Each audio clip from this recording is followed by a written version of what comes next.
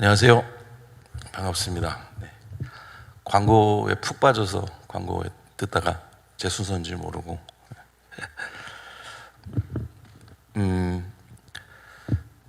제가 얼마 전에 고속도로 운전을 하다가요 좀 속이 많이 불편해가지고 이제 휴게소에 잠깐 들렸습니다. 그래서 화장실에 잠시 들렸는데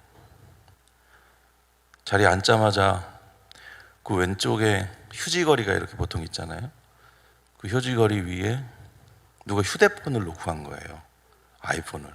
그래가지고 제가 순간 좀 당황했어요. 깜짝 놀랐어요. 이거 제가 가끔 그렇게 두고 다니는 사람이어가지고 이거 잃어버린 사람 어떡하지 하는 걱정이 확 앞서면서 이거 어떡하지 하는 마음이 확 들었는데 그 순간에 조금 전에 그 화장실 문을 열고 들어오면서 휴지거리 위에 제가 전화기를 꺼내서 올려두면서 이거 까먹으면 안 되는데 하고 생각했던 제 모습이 순간 스쳐가는 겁니다. 제 거였어요. 그게 너무 충격적이어가지고 마음에 많이 남습니다. 망각이라고 하는 것이 얼마나 이게 참 사람을 힘들게 하는가 이런 생각을 했는데 그 남의 망각 얘기 들으면 막 웃기시잖아요. 여러분들은 괜찮으세요? 괜찮으세요? 지난주 설교 제목이 뭐였죠?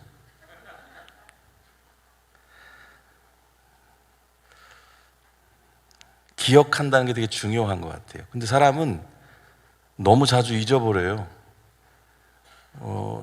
저는 원래 그런 얘기만 하죠. 원래는 그런 사람이 아니었어요. 이런 얘기 하잖아요. 저는 원래 약속을 해도 30분 전에 가는 사람이고 누가 내 약속을 어기는 것도 너무 싫고 철저한 사람이라고 늘 생각을 했거든요. 그런데 이제 자신이 없어요. 너무 약속도 자주 까먹고 늦고 좀 이상해졌어요.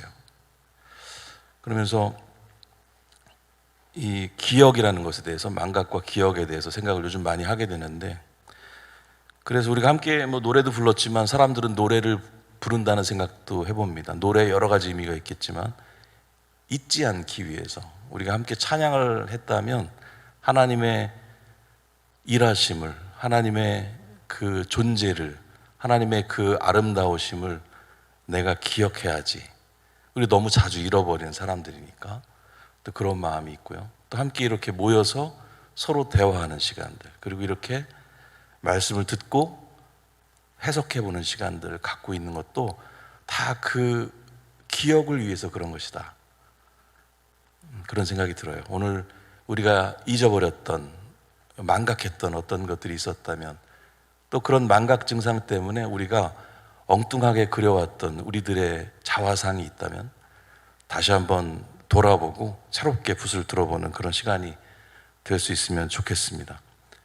첫 번째 시간의 제목이 뭐였죠, 여러분? 산이었고요. 공교롭게도 이번 달에는 제목이 한 글자씩인데요. 오늘 제목은 집이에요. 집. 오늘의 본문을 이미 봉독해드렸고 여러분 경청하셨기 때문에 반복해서 읽지는 않겠습니다. 다만 오늘 본문 중에 못 읽은 부분이 있어가지고 제가 그 부분만 보충해서 읽어드리도록 하겠습니다. 귀를 쫑긋, 금방 끝나니까요.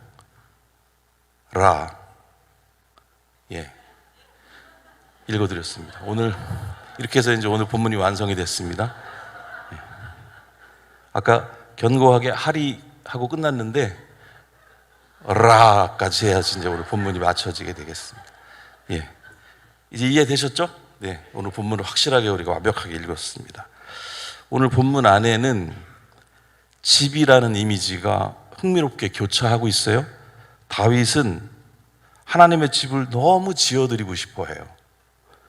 그랬는데 오히려 하나님께서 다윗의 집을 지어주시겠다 하는 그런 아주 재미있는 본문이거든요. 그렇다는 얘기를 사무엘이 전하고 있는 그런 내용입니다. 여기서 다윗의 집, 다윗이 지으려고 하는 집과 하나님의 집, 하나님이 지어주시려고 하는 집은 다른 개념이에요. 다윗이 하나님께서 거하실 거처로서의 건물을 생각했다면 하나님은 다윗으로부터 이어질 가문을 생각한 거거든요.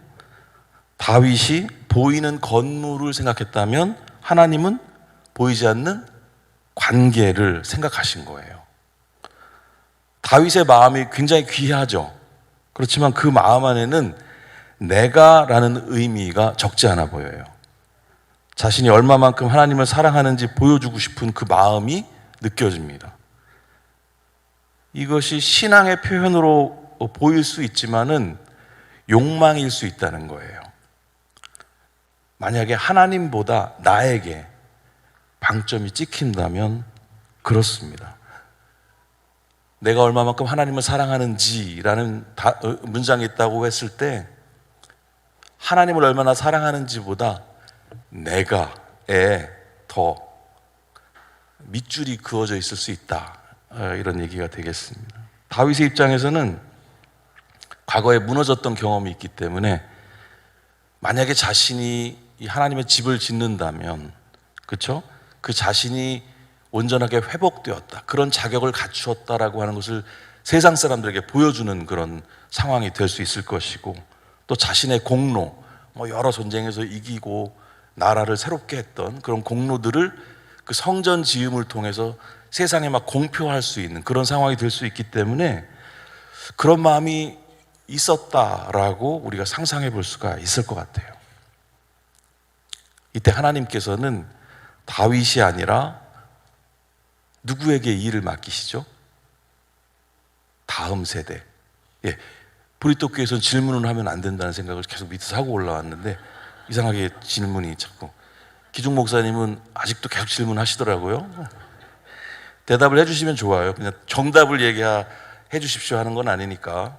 그래도 같이 대화하고 싶은 마음이 크니까 그렇게 해주시면 좋을 것 같아요. 다음 세대에게 일을 맡기시는데 이런 결정 속에서 하나님의 지혜를 느낍니다. 어떤 틈을 만드시는 것 같거든요. 하나님의 계획이 한 사람이나 한 세대의 업적으로 환원되지 않도록 하시면서 하나님의 일이 인간의 공로 경쟁처럼 되지 않게 하셨다, 이렇게 볼 수 있기 때문입니다. 이제 우리 생각을 좀 돌아볼까요? 내가 사는 집의 모양이나 형편에 따라서 혹시 우리 자존감도 함께 움직이고 있나요? 충분히 그럴 수 있습니다. 만약에 집의 의미를 건물에만 두자면 자기 소유의 집이 없는 사람들은, 그리고 초라한 집을 가진 사람들은 너무 불행한 사람들일 거예요. 여러분, 그렇지만 정말 그런가요? 그렇지 않습니다. 집에는 보다 중요한 개념이 있기 때문이에요. 하나님이 다윗에게 지어주시겠다는 그 집의 개념으로 한번 돌아가 보겠습니다. 1차적인 문맥의 의미는 가문, 왕조인데요, 여기서 집은 사실상 관계라고 볼 수가 있는 겁니다. 다윗의 세대와 다음 세대의 관계가 영원히 끊어지지 않을 것이라는 그런 말씀인 것이죠. 하나님 관점에서 집은 건물의 어떠함이 아니라 관계의 어떠함이라는 겁니다. 그러나 사람의 관심은 건물로 보여지는 그런 멋진 형태를 밖으로 보여주는데 훨씬 더 그 마음이 쏠리는 것 같아요. 그렇게 형태에 과몰입하다가 관계는 사라지고 형태만 남은 상태, 이런 상태를 형해화 되었다고 말합니다. 제가 이 한자도 준비를 해왔는데, 형해화의 가운데 해자가 그 해골이라는 뜻이거든요. 그러니까 뼈만 남아 있다는 거예요. 내용이 없이 그냥 형식만 남아 있다라고 하는 의미로 형해화라는 말, 요즘 심심치 않게 여기저기서 들을 수 있는 표현이기도 합니다. 우리는 집을 생각할 때 공간이나 형식만 봐서는 안 돼요. 우리는 집에서 뭘 보아야 하는가? 시간을 봐야 됩니다. 그리고 관계를 봐야 됩니다. 단순한 부동산으로서의 건물이 아니라 켜켜이 이야기가 쌓인, 서사가 쌓인 그 살아있는 관계가 바로 집이어야 한다는 거예요. 그래서 우리가 집을 떠올리면 그럴듯한 건물이 아니고 그 안에서 사람이 보이고 사랑이 보여야 합니다. 그것이 2026년 8월을 지나는 우리 보리떡교회 가족들의 마음이었으면 좋겠습니다. 사람과 사랑, 이 관계라는 맥락에서 집은 자연스럽게 가족의 의미로 연결이 돼요. 그렇죠? 가족의 의미에 대한 여러 성찰이 필요한 그런 시대를 우리가 살고 있기도 합니다. 집과 가족의 의미에 한 발짝 더 다가서기 위해서 우리는 집과 가족에 대한 고정관념을 넘어서야 될 필요가 있어요. 그런데 예수님께서는 일찍이 그 담을 넘으셨습니다. 오늘의 또 다른 본문이 있는데 이 말씀을 좀 같이 읽어봤으면 좋겠습니다. 마태복음 12장 48절에서 50절인데요. 이 본문 한번 같이 읽어주시겠어요? 읽겠습니다. 말하던 사람에게 대답하여 이르시되 누가 내 어머니이며 내 동생들이냐 하시고 손을 내밀어 제자들을 가리켜 이르시되 나의 어머니와 나의 동생들을 보라. 누구든지 하늘에 계신 내 아버지의 뜻대로 하는 자가 내 어머니요 동생이요 자매니라 하시더라. 예수님께서 어느 날 가르침을 베풀고 계셨는데 그 장소에 바리새인, 서기관, 또 종교 지도자들 뿐 아니라 예수님을 따르는 제자들, 또 아픈 환자들, 그러니까 너무나 필요가 다른, 너무나 다른 결의 사람들이 왕창 모여있는 그런 자리였어요. 그러니까 한마디 한마디가 조심스러울 수밖에 없는 그런 자리였는데, 이때 예수님의 어머니와 형제들이 예수님을 찾아와요. 면회를 요청하는 상황입니다. 그때 하신 말씀이에요. 놀랍지 않으세요? 예수님은 어떤 선언을 여기서 하고 계신다 말씀드릴 수 있는데, 단순히 가족에 대한 새로운 정의를 넘어서 당시 바리새인들이 목숨처럼 여기던 그 혈통적인 우월주의라든지 형식적인 선민의식이라는 그들의 아주 견고한 집, 체제를 근본적으로 뒤흔드는 그런 말씀을 예수님께서 하신 거예요.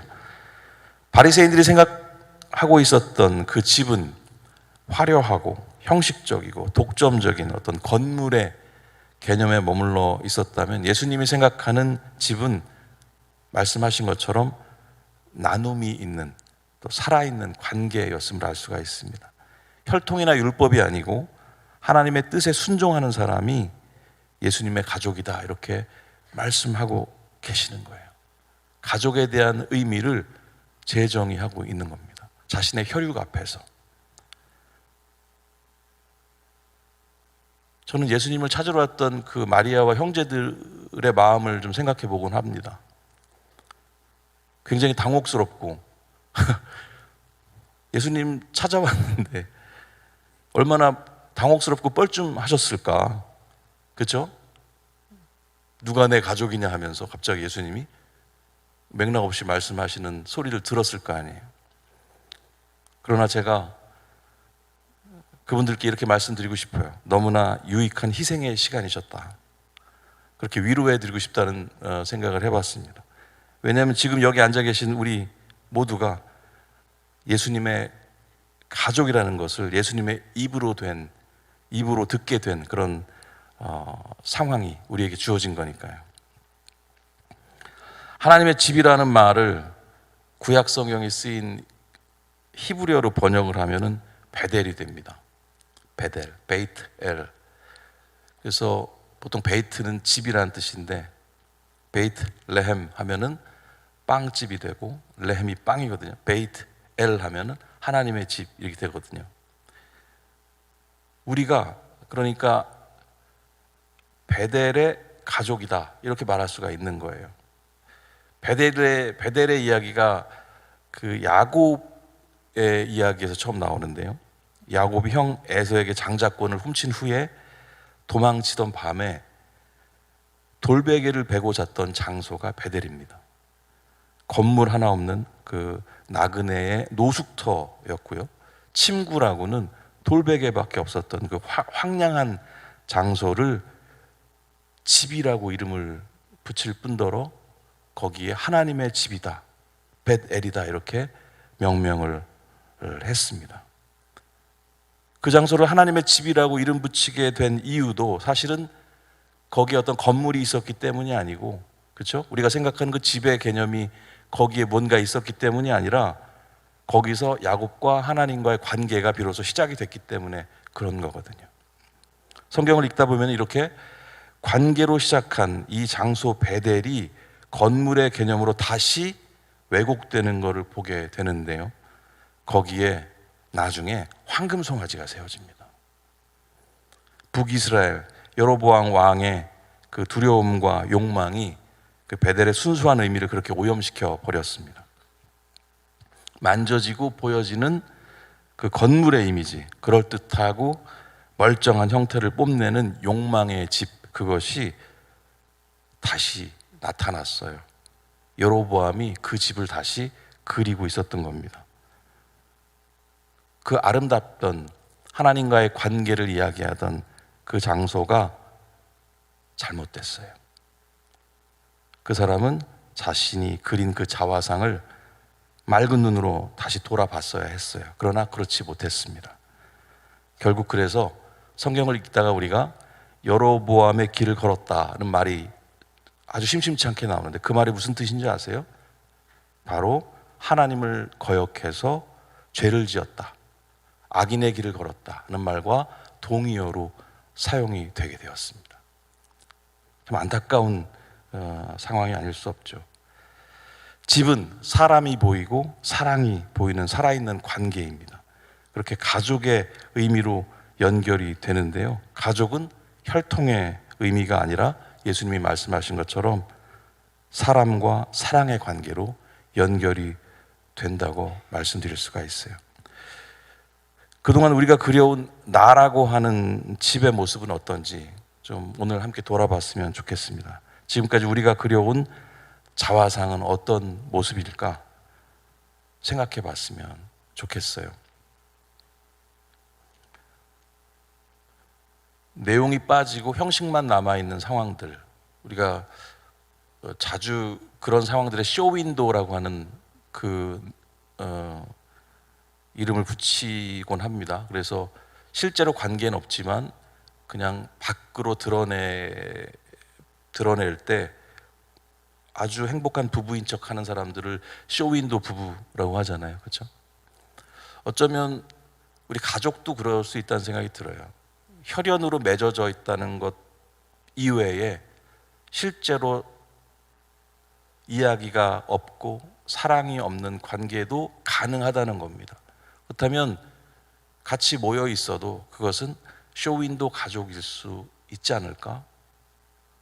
또 한 걸음 더 나아가서 어쩌면 우리가 그리스도인임네 하고 살고 있지만 밖으로는 그렇게 보여질 수 있지만 실은 쇼윈도 신도가 될 수 있지 않을까 하는 생각이 든다는 겁니다.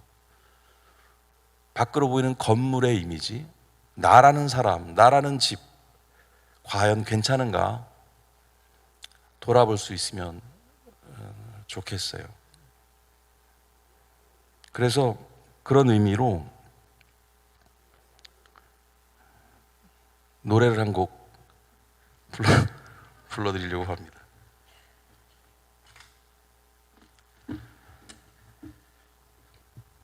제목이 거울 앞에서라는 곡입니다.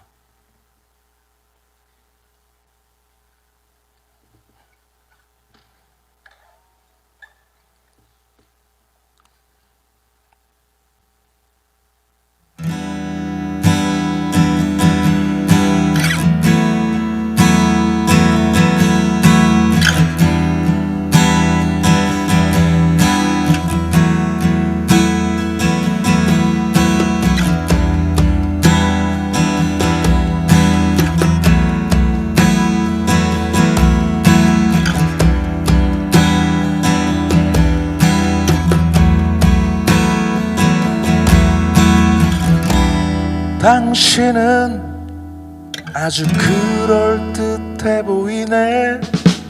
아주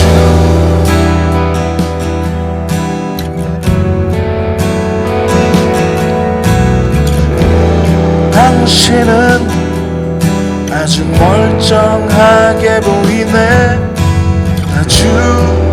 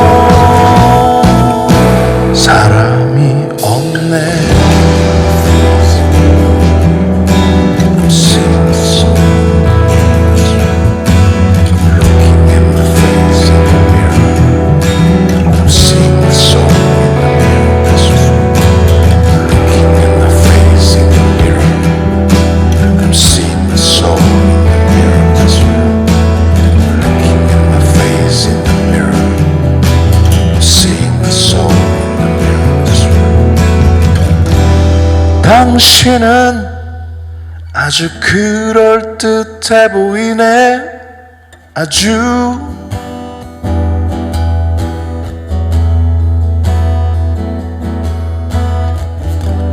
당신은 아주 멀쩡하게 보이네. 아주 지금 제가 혼자 노래하고 있는 거죠?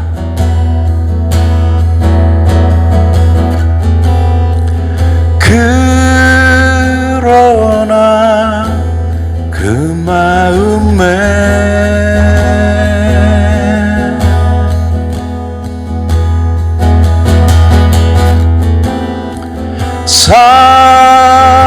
사랑은 보이질 않네.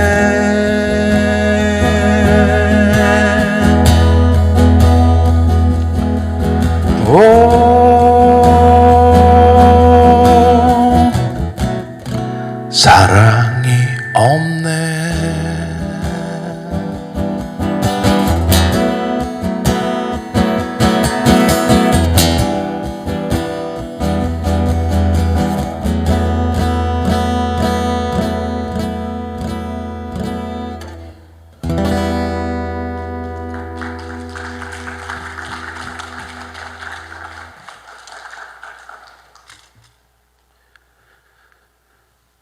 이 절 뒷부분 가사가 굉장히 화려한 가사가 영어로 막 펼쳐지는데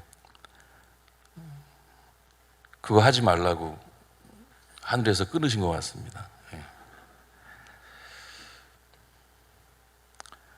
하여튼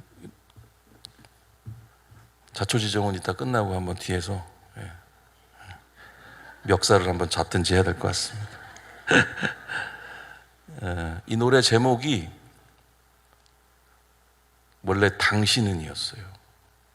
제가 1999년쯤 만든 노래입니다. 그러니까 굉장히 오래된 노래인데 제가 지금까지 7장의 앨범을 냈는데 거기에 계속 싣지 못했어요. 왜냐하면 주제랑 맞지 않아가지고. 그리고 특히 또 아내가 그렇게 남을 꾸짖는 노래 같은 걸 함부로 부르지 마라. 그래가지고 계속 이걸 누락되고 하다가 이번에 자화상이라는 앨범을 이제 7번째 앨범으로 내게 됐는데 이 노래가 너무 넣고 싶었는데 또 같은 이유로 빠질 뻔 했어요. 근데 어느 날 제가 연습실에서 갑자기 거울을 바라보다가 거울 앞에서란 제목이 딱 떠올랐습니다. 그러면서 이 노래를 거울 앞에서로 제목을 바꾸는 순간 의미가 완전히 바뀌는 거예요. 이제 이 곡은 누구를 꾸짖는 노래가 아니라 나 자신을 돌아보는 노래가 된 겁니다. 그래서 이 노래 들으시면서 혹시 기분 나쁘셨다면 그런 거 아니라는 거 꼭 기억해 주시고, 나 자신을 돌아보자. 거울 앞에서 나 자신을 보고 겉모양만 보지 말고 내 안에 있는 소울도 보자, 영혼도 보자, 마음도 보자라고 하는 겁니다. 건물에 홀리지 말고 진짜 관계가 있는가를 보자. 우리 가정은 괜찮나? 나는 괜찮나? 우리 교회는 괜찮나? 나는 정말 하나님의 집의 가족인가? 이런 질문이 너무너무 필요할 거라는 생각이 들어요. 나라는 집은 정말 어떠한가? 사람들이 나를 볼 때 건물만 보고 있는가? 건물 치장하는데 온 신경을 쓰면서 인생을 살고 있지는 않은가? 내 안에 사람들이 내 안에서 사람도 보고 사랑도 보는가? 그런 것들이 보여지고 있는가? 꼭 돌아봤으면 좋겠습니다. 그래서 거울 앞에 서셔서 나라는 집을 다시 바라보면서 우리들의 새로운 자화상을 그리기 위해서 용기 내어서 붓을 들어보는 브레토교회 가족들 모든 분들이 되셨으면 좋겠습니다. 그렇게 용기를 낼 시간인 것 같아요. 그리고 김기중 목사님이 나오실 시간인 것 같기도 합니다.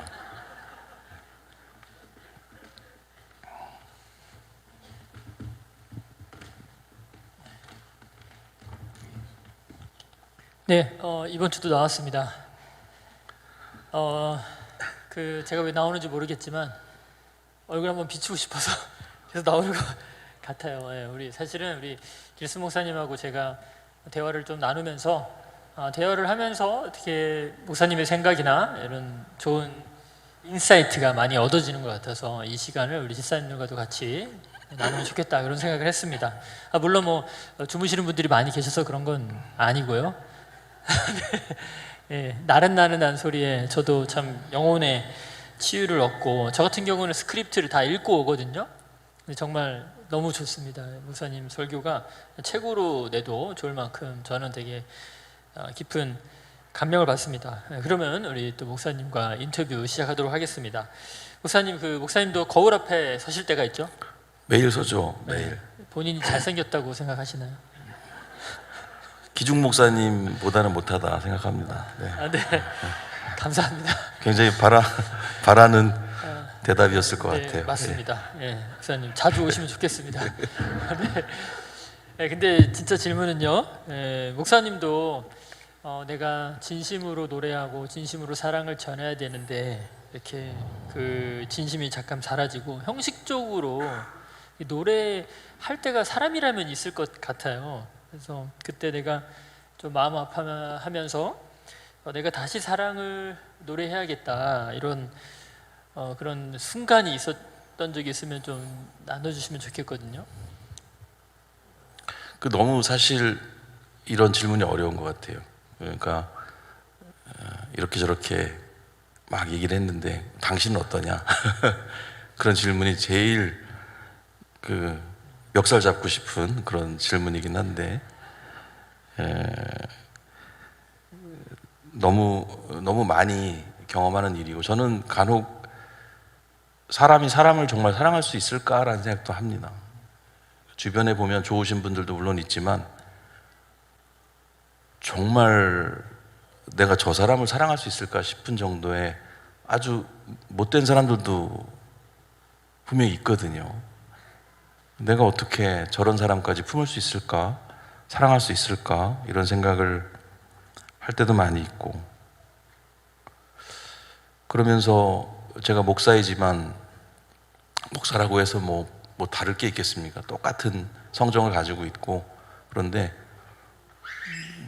저 자신의 그런 사랑 없음에 대해서 늘 좀 슬프고 힘들어하는 편인데, 그러다가 또 살다가 보면 또 저를 가장 크게 위로해주고 와 살맛이 난다라고 느끼게 해주는 상황도 보면 또 사람 때문이라는 걸 알게 됩니다. 그래서 다시 한번 또 힘을 내고 또 용기를 내고 그러기를 반복하고 있는 것 같은데요. 저는 그래서 하는 연습이 몇 가지가 있는데, 지난주에는 제가 중얼중얼 하나님과 대화하는 연습을 한다고 말씀드렸는데, 제가 아침에 일어나면 습관적으로 좀 하는 게 있어요. 그러니까 오늘 눈을 뜨면은 말로 할 때도 있고 그냥 속으로 할 때도 있는데, 오늘이 하나님의 날입니다. 오늘이 주님의 날입니다. 그렇게 시작을 해요. 그냥 마음속으로 그렇게 되뇌이면은 너무 좋고, 내 성향이 아니라 오늘도 내 성향, 내 욕망을 따라 뭐 살게 되겠지만 순간순간 하나님 생각하고 주님을 닮는 그런 삶을 살게 해주세요 하는 뭐 나름의 기도고, 또 그렇게 우리가 달려가기 쉬운 그런 흐름 있잖아요. 그냥 따라가기 좋은 흐름들, 노래말에도 있듯이 거칠은 물살을 거슬러 오르는 연어처럼 예, 나의 어떤 성향을 거슬러서 사람들을 대하고 관계를 맺고 그러기를 바라는 마음으로 오늘이 주님의 날입니다. 주님을 닮아가는 하루 되게 해주세요. 그런 기도를 좀 의식적으로 하고는 있는 것 같아요. 그렇습니다. 좀 뭐 자신이 없으니까 주철주철 말이 길어지는데, 한 가지만 더 얘기한다면 저는 사랑에 대해서 어떤 생각도 있냐면요, 사랑이 감각적인 것만은 아니잖아요. 그래서 저는 그 공부할 때 사랑과 정의에 대한 소논문 한번 쓴 적이 있었는데, 결론이 사랑은 곧 정의이다 였어요. 그래서 좋은 점수를 받았습니다. 근데 사랑과 정의가 한 몸이라는 겁니다. 그러니까 이건 조금 다른 얘기일 수도 있지만, 사람을 사랑한다라고 하는 것이 꼭 감각적으로 애틋하게 위로하고 감싸주고 돌봐주고 하는 것을 넘어서 정의롭게 살아가는 것, 정의롭게 사람을 대하는 것, 공평하게 사람을 대하는 것, 그 하나님 나라의 가치들을 내 주변 관계 안에서 풀어내놓고 사는 것, 내 감정이 어떻든 상관없이 그렇게 살아가는 것 또한 사람을 사랑하는 일이다라고 생각하면서 이런 질문을 좀 극복해 보고 싶습니다. 네. 네, 짧게 죄송합니다. 대답해 주신다고 했는데 네. 그 형식적으로 대답하고 계신 건 아니시죠? 예. 근데 여러분, 이 질문 되게 어렵잖아요. 그렇죠? 이렇게 짧게 저는 잘하고 있어요 뭐 이렇게 얘기할 수도 없는 거고, 좀 그렇습니다. 네. 네, 그럼 빨리 두 번째 질문 드리고 잘 마무리를 해보도록 하겠습니다. 역시 오늘 설교에서 네. 이 멀쩡한 건물이 아니라 사람과 사람 사이에 살아있는 관계가 바로 집이라는 그런 말씀을 해주셨는데요. 네. 요즘 오늘날의 교회들이 어떤 이 외형 성장이나 종교적 형식 이런 거에 되게 저는 갇혀 있는 경우가 좀 많고 집착하는 경우가 많다고 생각합니다. 그래서 우리 성도님들이 네. 그 진정한 어떤 가족, 영적 가족, 어떤 형식적인 가족이 아니라 쇼윈도 가족이 아니라, 저 사실 제가 그게 제일 우려하는 바거든요. 제가 신앙생활 하면서 나중에 하나님이 기중아 너 왜 너의 성도들을 형식적으로 대했니? 이렇게 겉으로만 목사인 척하고 그렇게 살았니라는 이야기를 들을까봐 저도 사실 걱정이 들 때가 있는데, 우리가 그런 관계에서 머물지 않고 하나님이 보시기에 너무 기쁜 정말 서로가 서로를 위하는 그런 집을 만들어 가려면 어떤 방법이 있을지가 조금 네. 저도 굉장히 고민인 그 같은 주제를 갖고 있는데요.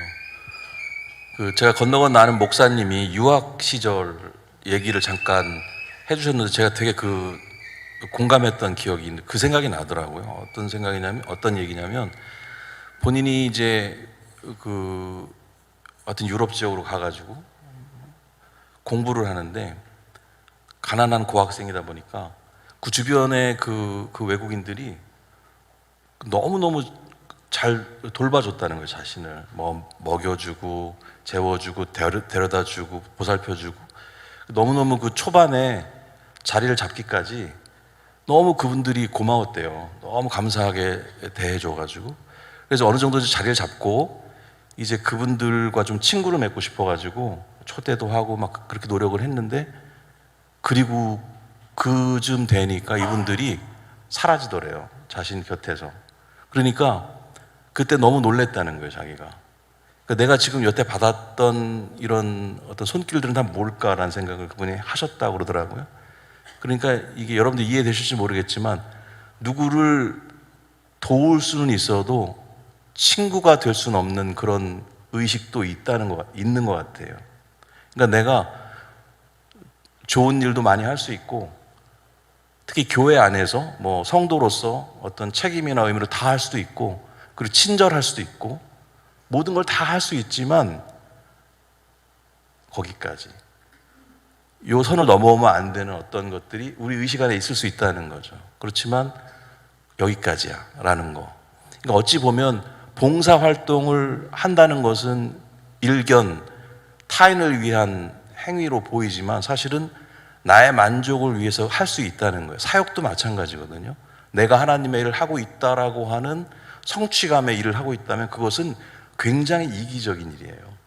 그리고 노방전도도 마찬가지고 봉사활동도 다 마찬가지인 거예요. 내가 오늘 주님의 일을 했어라는 그 만족감에 취해서 하고 있다면은 상대방이라는 건 생각을 못 하는 거거든요. 상대방이 어떤 사람이, 내가 저 사람하고 과연 친구를 맺고 싶은지에 대한 그 지점까지 이어지지 못한다는 거죠. 그래서 저는 우리가 친구 맺는 게 너무 중요하다. 봉사도 중요하고 해야 할 일들도 중요하지만 우리가 서로 얼굴을 보고 진짜 대화다운 대화를 언제 해봤나. 저는 그게 정말 저한테는 좀 부끄러운 질문이에요. 제가 대화를 타인과 진지하게 얼굴을 보고 내 마음을 꺼내서 대화해본 기억이 너무 멀어요. 사실은. 여러분 어떠세요? 이건 제 부끄러운 고백인데 교회 안에서 그런 일들이 있었으면 좋겠어요. 대화할 수 있었으면 좋겠어요. 진짜 대화. 내 마음을 너의 마음과 어떤 이익이 아니라 아니면 내 쓸모나 내 상황 때문이 아니라 그냥 사람 대 사람으로 우리가 이야기하고 있는가, 상대 얼굴을 보고 있는가, 이게 나는 너무 중요해서 성도님들과 그 숙제를 같이 좀 풀어보자고 조금 제안하고 싶기도 해요. 네, 너무 이렇게 좋은 답변 감사합니다. 네, 우리 시간이 좀 흐른 관계로요. 우리 목사님 마지막 마무리 기도 해주시고 마치고요. 기도 후에 우리 찬양팀 분들 오셔서 마지막 찬양 예배 후에 해주시면 되겠습니다. 우리 같이 우리 목사님 기도해 주시기 전에 잠깐 반주 한번 해주시고요. 이렇게 잠깐 기도하고 목사님 마무리 기도해 주시고 마치겠습니다. 목사님이 우리에게 숙제를 하나 주신 것 같아요. 문득 드는 생각이지만 여러분 우리가 교회 올 때 눈 한번 마주치지 않고 후다닥 들어왔다 후다닥 나갈 때 많잖아요. 근데 우리 한번 같이, 저는 그랬으면 좋겠거든요. 제가 성향이 외향적이서가 아니라 조금 교회 왔을 때만큼이라도 내 눈빛을, 내 눈을 정말 좀 이렇게 환대의 눈빛으로, 정말 이 사람을 위한다는 눈빛으로 바라봐주는 그런 경험, 그런 순간이 한순간이라도 있다면 우리가 교회에 올 이유는 저는 충분하다고 생각합니다. 우리의 눈을 통해서, 우리의 손길을 통해서 예수님을 전하는 그런 그리스도교회 같이 우리 훈련했으면 좋겠어요. 아무리 바쁘더라도 내 마음에 힘든 부분이 있더라도 하나님, 내가 한 사람 한 사람을 아무렇게 대하는 것이 아니라 나의 가족으로, 나의 친구로 대하는 그런 훈련을 내가 게을리하지 않게 해달라고 이렇게 같이 기도하시고 목사님께서 마무리 기도 해주시겠습니다.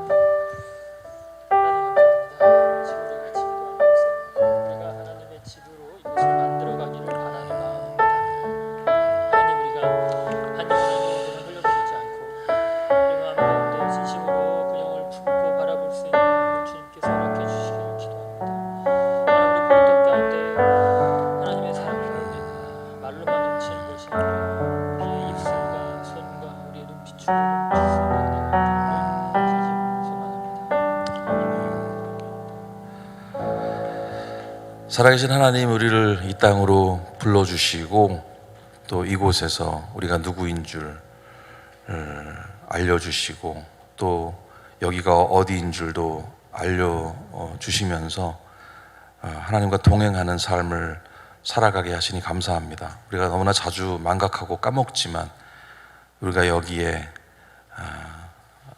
사랑 때문에 이곳에 있게 되었고 또 그 사랑을 나누는 직임을 갖고 있음을 꼭 기억하면서 주님의 뜻에 합당한 삶을 살아가는 저희들이 되기를 소망합니다. 오늘 다시 한번 나라는 집을 돌아보면서 사람들이 나를 바라볼 때, 나라는 집을 바라볼 때 건물로만 보이지 않게 하시고 그 안에 사람도 보고 사랑도 보는 그런 살아있는 따뜻한 하나님의 사랑을 품은 그런 집이 될 수 있도록 하나님 우리의 삶을 인도해 주옵소서. 그렇게 하나님의 집으로 빚어져 가는, 세워져 가는 우리 각 보리떡 교회 가족 한 분 한 분 되시기를 축복하고 감사드리며 예수님의 이름으로 기도드립니다. 아멘.